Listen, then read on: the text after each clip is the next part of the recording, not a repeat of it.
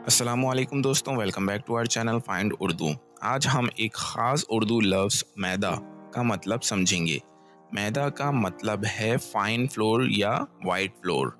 मैदा अक्सर रोटियां, नान, केक और बेकरी के आइटम्स बनाने में इस्तेमाल होता है। मिसाल के तौर पर अगर हम कहते हैं मेहमानों के लिए मैदे से बने हुए केक तैयार किए गए हैं,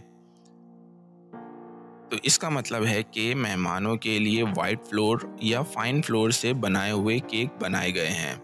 the bread is made from white floor. रोटियां मैदे से बनाई गई हैं।